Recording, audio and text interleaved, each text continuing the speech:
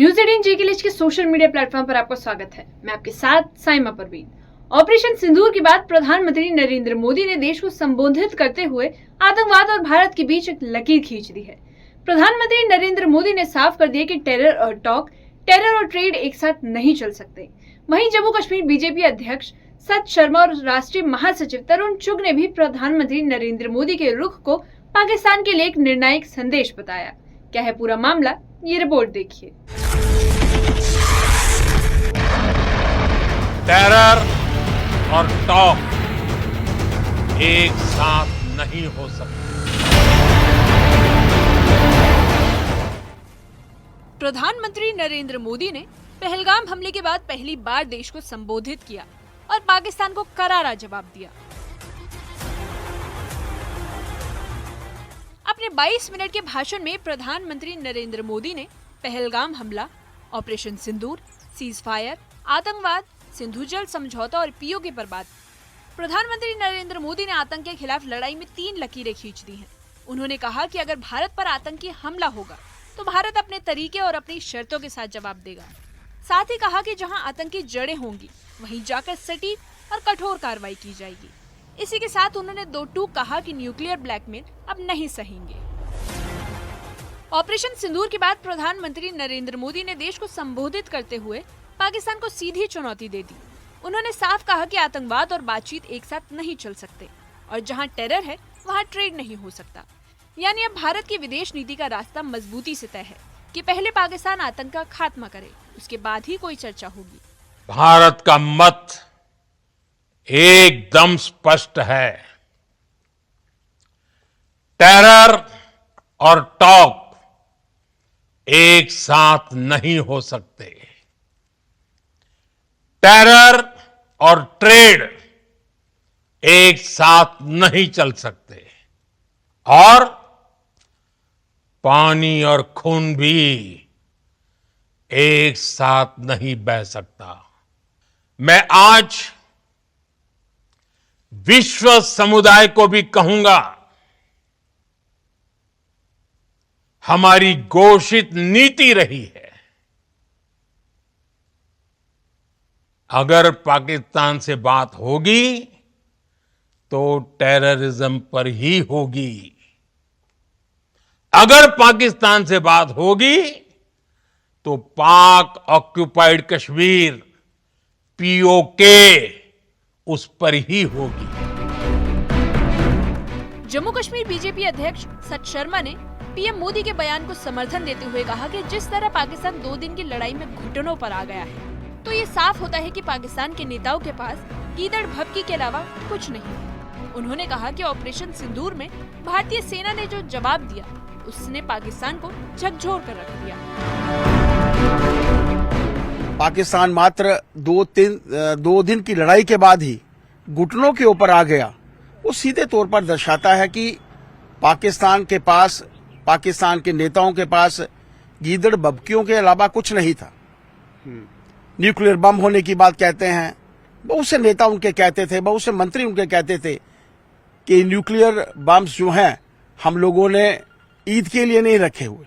लेकिन आपने वातावरण देखा कि 3 दिन का युद्ध जो देश बर्दाश्त नहीं कर सका, अपने घुटनों के बल के ऊपर आ गया, निहत्थों के ऊपर, बेजुबानों के ऊपर, और जिस तरीके से उन्होंने सिविलियन क्षेत्र को, पुंछ जैसे क्षेत्र में, आज मैं अपने पार्टी के दोनों सीनियर लीडर्स, दोनों महामंत्री विबोध गुप्ता जी के साथ, हमारे विधायक डीके मनियाल जी के साथ मैं पुंछ के दौरे पर जा रहा हूं। आप सोचिए कि वहां पर निहत्थे लोगों के ऊपर, सिविलियंस के ऊपर अटैक किया गया। एक वातावरण खराब करने की कोशिश जो पाकिस्तान द्वारा की गई, देश के प्रधानमंत्री जी ने अपने 22 मिनट के भाषण में बता दिया कि अगर आप लोग टेररिज्म चाहते हैं तो किसी भी सूरत में ना तो टाक हो सकती है, ना ट्रेड हो सकता है, और अपनी गीदड़ भभकियों से जो है वो बाज आए। और युद्ध को लेकर भी उन्होंने कह दिया है कि युद्ध जो है वो समाप्त नहीं है, स्थगित है। कोई भी टेररिज्म का एक्ट जो है वो युद्ध समझा जाएगा। इस विषय को लेकर इसके साथ साथ उन्होंने बहुत ही अहम बात जो कही कि लहू के साथ पानी और लहू एक साथ नहीं चल सकते। आपको लगता है कि जो पानी बंद करने का जो पहले जो फैसला लिया गया वो सही है, और इस पे कहीं ना कहीं पाकिस्तान जो है उसकी भी बौखलाहट थी पाकिस्तान में? पाकिस्तान को इस विषय को बहुत गंभीरता से लेना चाहिए, समझना चाहिए।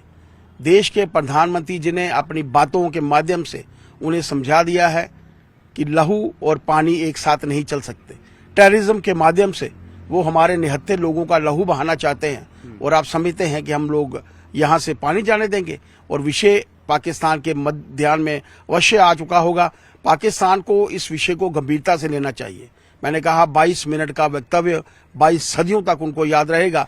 और वो देश जो पूरे विश्व भर में एक टेररिज्म फैलाने के नाम की मशीन है, जो टेररिस्ट जो है वो वहां पर बनते हैं, जिस तरीके से देश के प्रधानमंत्री जी और खासतौर पर हमारी सेनाओं के माध्यम से, इंडियन फोर्स के माध्यम से, एयर फोर्स के माध्यम से जिस तरीके से वो लॉन्चिंग पैड्स जो थे उनको समाप्त किया गया, आप समझ सकते हैं कि कितने लॉन्चिंग पैड पूरे पाकिस्तान में है।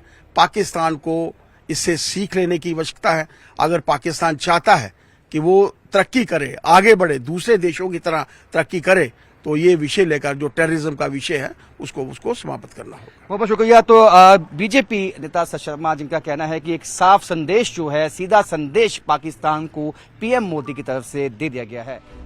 वहीं बीजेपी के राष्ट्रीय महासचिव और जम्मू कश्मीर प्रभारी तरुण चुग ने प्रधानमंत्री के बयान को भारत की दहाड़ बताया।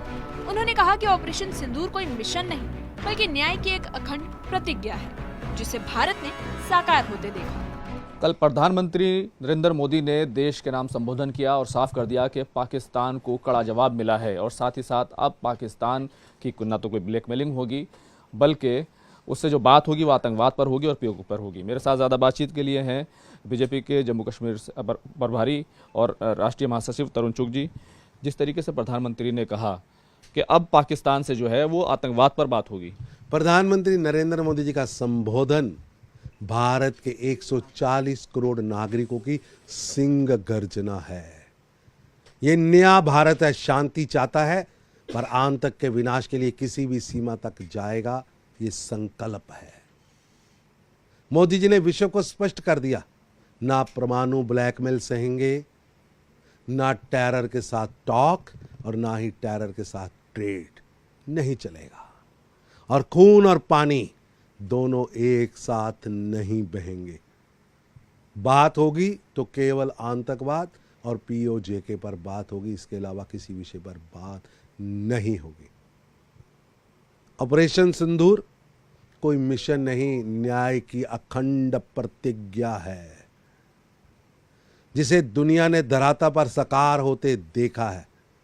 जब पाकिस्तान सीमा पर सन्नाटा साधे खड़ा था, तब भारत ने नरेंद्र मोदी जी के नेतृत्व में भारत की वीर सेना ने अपने शौर्य को दिखाते हुए सैकड़ों किलोमीटर भीतर घुसकर जैश, लश्कर, हिजबुल की ग्लोबल टेरर यूनिवर्सिटियों को मिट्टी में मिला दिया।